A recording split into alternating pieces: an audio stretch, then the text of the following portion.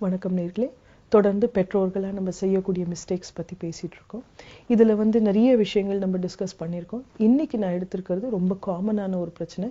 ஆனா இதை நம்ம சரியானபடி அட்ரஸ் பண்ண வேண்டிய ஒரு விஷயம். நம்ம நிறைய தடவை நான் சொல்லியிருக்கேன், பெற்றோர்களா நம்ம கிடைக்காததெல்லாம் சில்ட்ரனுக்கு நம்ம கொடுத்துடணும்னு நம்ம ஆசைப்படுறோம். பட் இதுல அடுத்தபடி என்ன அப்படின்னா, நம்மளுக்கு கிடைக்காத அனுபவங்கள்லாம் குழந்தைங்களுக்கு கொடுத்து அது மூலமா நம்ம லிவ் பண்றது, லிவிங் வைக்கேரியஸ்லின்னு சொல்றது. வைக்கேரியஸ் லிவிங் அப்படின்னா நம்மளுக்கு கிடைக்காதது ஒண்ணு இன்னொருத்தர் மூலமா அது நம்ம சாதிக்கிறது.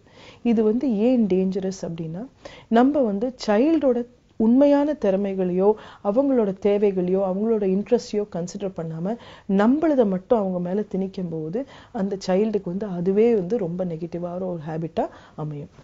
நம்ம நம்மளோட தேவைகளை அவங்க மூலமா மீட் பண்ணிக்கணும்னு நம்ம ஆசைப்படும் போது நம்ம என்ன பண்றோம்னா, நம்மளோட எதிர்பார்ப்புகள், நம்மளோட அதுல ஒரு டிசப்பாயின்மெண்ட் எல்லாத்தையுமே அந்த சைல்டு மேல நம்ம போட்டுறோம். நம்ம சைல்டு ஒரு பெரிய ஒரு பேர்டன் ஒரு சுமக்கிற மாதிரி ஆயிடும்.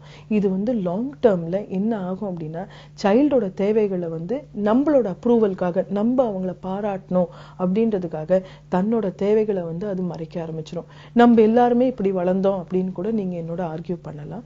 ஆனா அந்த டைம்ல அனுபவங்களுமே வேற மாதிரி இருந்தது. நம்மளுக்கு சேஃப்டி நெட், சப்போர்ட் ஸ்ட்ரக்சர்ஸ் ரொம்ப ஸ்ட்ராங்கா இருந்தது. என்ன அப்படின்னா, ஒரு பிரச்சனை அப்படின்னா நம்மளுக்கு சப்போர்ட் பண்ணக்கூடிய ரிலேஷன்ஷிப்ஸ், நம்மளுக்கு உறவுகள், ஃப்ரெண்ட்ஷிப்ஸ் இதெல்லாம் ரொம்ப ஆழமானது, ரொம்ப ஸ்ட்ராங்கானதா இருந்தது. இப்ப இருக்கக்கூடிய ஒரு சமுதாயத்துல பாத்தீங்க அப்படின்னா நிறைய சின்ன சின்ன குடும்பங்கள் தான் இருக்கு. நம்மளுக்கு அந்த சேஃப்டி நெட் அப்படிங்கிறது நம்மளுக்கு இல்லாம போயிடுது.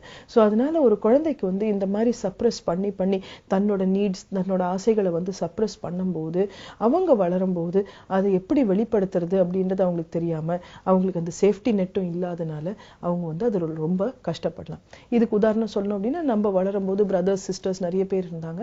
நம்மள சப்ரஸ் பண்ணியிருந்தாங்க அப்படின்னா நம்ம பிரதர் சிஸ்டருக்குமே அந்த அனுபவம் இருந்திருக்கலாம். ஸோ கேஷுவலா நம்ம இப்ப பேசும்போது கூட, ஆமாடா நம்ம அப்பா அப்படி அலோவ் பண்ண மாட்டாங்க அப்படின்னு நம்ம பேசி சிரிச்சு முடிச்சிருவோம். ஆனா நம்ம சில்ட்ரனுக்கு அதே அனுபவம் இருக்குமா அப்படின்றது நம்ம குவெஸ்டன் பண்ணி பார்க்கணும். ஸோ வைக்கேரியஸ் லிவிங் ரொம்ப டேஞ்சரஸ் ஆனது. நம்மளோட ட்ரீம்ஸை, நம்மளோட விஷஸை சைல்டு மேல நம்ம ஃபோர்ஸ் பண்ணக்கூடாது.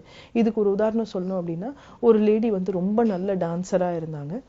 ஆனா அவங்க பேரண்ட்ஸ் அவ படிக்கணும் அப்படின்றதுனால பிகினிங்ல இருந்து அவ டான்ஸ் தான் பண்ணக்கூடாது, டான்ஸே பண்ணக்கூடாது, நீ எப்பவுமே படிக்கணும் படிக்கணும் படிக்கணும்னு சொல்லி அவங்கள ஃபோர்ஸ் பண்ணி அவங்க PhD கூட முடிச்சிட்டாங்க. இன்ஃபேக்ட் போஸ்ட் டாக்டரல் ஃபெலோஷிப் கூட வெளிநாட்டுக்கு போய் முடிச்சிருந்தாங்க.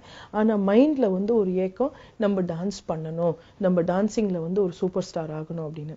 இது ஒரு சில பேர் பாத்தீங்கன்னா அது தைரியமா கெரியர் சேஞ்ச் பண்ணி டான்சர்ஸ் ஆயிடலாம். ஆனா முக்காவாசி பேர் என்ன பண்ணுவாங்கன்னா, சரி நம்மளுக்கு தான் டான்சிங்க்கு சான்ஸ் கிடைக்கல, நம்ம சைல்டையாவது டான்ஸ்ல போடணும் அப்படின்ற லெவலுக்கு ஃபோர்ஸ் பண்ணி. ஸோ இந்த லேடிக்கு ஒரு ஃபியூ இயர்ஸ் கழிச்சு ஒரு டாட்டர் பிறந்த உடனே, டாட்டர் அப்படின்னும் போது ரொம்ப சந்தோஷப்பட்டாங்க. ஏன்னா அவங்க டாட்டருக்கு டான்ஸ் சொல்லி கொடுக்கணும் அப்படின்னு சொல்லி அவங்க ப்ரிப்பேர் ஆயிட்டாங்க. இவங்களுக்கு நேச்சுரலா டான்சிங்ல இன்ட்ரெஸ்ட் இருந்ததுனால அவங்க ஒரு டீச்சர் இல்லாம கூட நல்ல டான்ஸ் பிக்கப் பண்ணிக்கிட்டாங்க. ஒரு நல்ல ஒரு சினிமாவோ ஒரு பெர்ஃபார்மன்ஸோ பார்த்தா அது அப்படியே அவங்களால காப்பி பண்ண முடிஞ்சது. பட் சைல்டு பாத்தீங்கன்னா ஆக்சுவலா ரொம்ப பியூட்டிஃபுல் ரைட்டர். அவங்க கவிதையெல்லாம், அந்த குழந்தை ரொம்ப அழகா கவிதையெல்லாம் எழுதும். டான்ஸுக்கு அந்த சைல்டுக்கு கெப்பாசிட்டியும் இல்லை. அந்த சைல்டுக்கு பாடி பில்டுமே பாத்தீங்க அப்படின்னா அந்த டான்ஸருக்கு உண்டான பாடி பில்ட் இல்லாம இருந்தது. ஸோ இந்த மதர் பிகினிங்ல இருந்தே டான்ஸ்ல ஃபோர்ஸ் பண்ணணும் அப்படின்றதுனால, தன்னோட தேவைகளை சைல்டு மூலமா மீட் பண்ணிக்கணும் அப்படின்றதுனால, சைல்டு ஒரு 3 வயசு ஆன உடனே டான்ஸ் அவங்க மியூசிக் போட்டு போட்டு இப்படி ஆடு இப்படி ஆடுன்னு சொல்லி அவங்க டீச் பண்ண ஆரம்பிச்சாங்க. பிகினிங்ல எந்த குழந்தையா இருந்தாலும் மியூசிக் போட்டீங்கன்னா அவங்க மூவ் பண்ணுவாங்க. அவங்களுக்கு அது டான்ஸுங்கிறது தெரியாது. அவங்களுக்கு மியூசிக் கேட்கும்போது பாடி அவேர்னஸ் இன்க்ரீஸ் பண்ணிப்பாங்க, டான்ஸ் ஆடி பார்ப்பாங்க, கை ஆட்டி பார்ப்பாங்க, கால் ஆட்டி பார்ப்பாங்க. அவங்களுக்கு அது ஒரு விளையாட்டு. ஆனா அவங்க மதர் எப்பவுமே இல்லை இப்படிதான் பண்ணணும், இதுக்கு பாரு ஒழுங்கா கேட்டு செய்ய அப்படின்னும் போது அந்த சைல்டுக்கு அந்த மூவ்மெண்ட் மேல இன்ட்ரெஸ்ட் குறைஞ்சிருச்சு. பை 5 இயர்ஸ் பாத்தீங்கன்னா ஒரு டான்ஸ் கிளாஸ், ஒரு பரதநாட்டியம் கிளாஸ்ல போட்டுட்டு நீ கண்டிப்பா போகணும். அப்பவே பரதநாட்டியம் டீச்சரே சொன்னாங்க, இவ ரொம்ப சின்ன குழந்தையா இருக்கா, இன்னும் கொஞ்சம் ஓல்டர் ஏஜ்ல கூட்டிட்டு வந்தீங்கன்னா இந்த ஃபார்முக்கு உண்டான அந்த ரூல்ஸ் அவளால புரிஞ்சுக்க முடியும் அப்படின்னு அவங்க பரதநாட்டியம் டீச்சருமே அவங்க மதர் கிட்ட எடுத்து சொல்லும் போது, இல்ல என் குழந்தை என்ன மாதிரி நல்லா வருவா, எனக்கே டான்ஸ் இவ்வளவு நல்லா வரும்போது என் குழந்தைக்கு கண்டிப்பா வரும்னு சொல்லி அந்த பரதநாட்டியம் டீச்சர் சொன்னதை மீறி நீங்க கண்டிப்பா சொல்லி கொடுங்க அப்படின்னு. இந்த குழந்தை அந்த கிளாஸுக்கு போனோடனே ஃபர்ஸ்ட் அந்த குழந்தைக்கு விளையாட்டு என்ன அப்படின்னா, அவங்க அம்மா ஃபோர்ஸ் பண்ணல, இந்த இடத்துல இவ ரொம்ப குட்டியா இருக்கலே வயசுலயே குட்டி குழந்தையா இருக்கிறதுனால எல்லாருமே வந்து இவளை வந்து கொஞ்சறது விளையாடுறது எல்லாமே பண்ணிட்டு இருந்தாங்க. அந்த ஒரு அனுபவத்துக்காக அந்த குழந்தை டான்ஸ் கிளாஸ்க்கு வந்துட்டு இருந்தது. இந்த டான்ஸ்ல வந்து அந்த குழந்தை வந்து போதுமான அளவுக்கு அந்த முத்ராலாம் வைக்கணும் அப்படின்னா கூட அவளால செய்ய முடியல. இருந்தாலுமே டீச்சர் வந்து சரி கொஞ்சம் என்கரேஜ் பண்ணி பார்க்கலாம்னு அவங்களுக்கு வந்து பிடிக்கலன்னா கூட அது வந்து மதரோட நீடுக்காக அவங்க செஞ்சுட்டு இருந்தாங்க. கொஞ்சம் அந்த குழந்தை வளர வளர மற்றவங்களாம் அப்ப வந்து சின்ன குழந்தையா வரும்போது எல்லாம் ரசிச்சாங்க.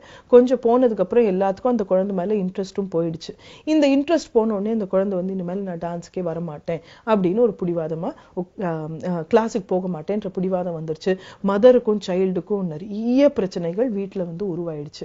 இந்த ஒரு சிச்சுவேஷன்ல ஃபாதர் வந்து அவளுக்கு டான்ஸ் பிடிக்கலன்னா விட்டுருமா அப்படின்னு சொன்னா கூட இல்ல எனக்கு டான்ஸ் வரும், என் குழந்தைக்கு கண்டிப்பா அந்த ஜெனட்டிக் இது இருக்கும் அப்படின்னு அந்த மதர் ஃபோர்ஸ் பண்ண ஆரம்பிச்சாங்க. ஸோ இந்த மாதிரி சிச்சுவேஷன் நான் ஒரு உதாரணத்துக்கு எடுத்திருக்கேன். இது உண்மையா நடந்த விஷயம்.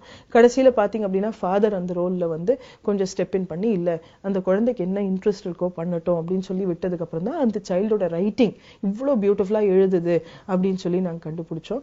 இப்ப பாத்தீங்கன்னா அந்த சைல்டுக்கு ஒரு 17-18 இயர்ஸ் ஆயிருக்கும். ஏற்கனவே ஃபர்ஸ்ட் புக் பப்ளிஷ் பண்ணிடுச்சு தன்னோட போயட்ரி. இந்த உதாரணத்தை நான் ஏன் எடுக்கிறேன் அப்படின்னா இந்த சைல்டு வந்து அட்லீஸ்ட் ஃபாதரோட சப்போர்ட் இருந்ததுனால தன்னோட உண்மையான திறமையை வந்து டெவலப் பண்ண முடிஞ்சது. பட் நிறைய சிச்சுவேஷன்ஸ்ல பாத்தீங்க அப்படின்னா இந்த வைகேஎஸ் லிவிங் வரும்போது பேரண்டோட ட்ரீம் வந்து சைல்டு சுமக்க பாக்குது. ஆனா ஒரு 8-9 இயர்ஸ்ல அவங்களால முடியல அப்படின்னும் போது வேற எந்த கிளாஸுக்கு போனீங்கன்னா கூட அவங்க வந்து அந்த இன்ட்ரெஸ்ட் வந்து லூஸ் பண்ணிடுவாங்க. இதை தான் நான் வந்து சீரியஸா உங்களை வந்து கன்சிடர் பண்ண சொல்றேன். உங்களோட நீட்ஸ் உங்களோட எக்ஸ்பெக்டேஷன்ஸ் சைல்டு மூலமா மீட் பண்ணாதீங்க.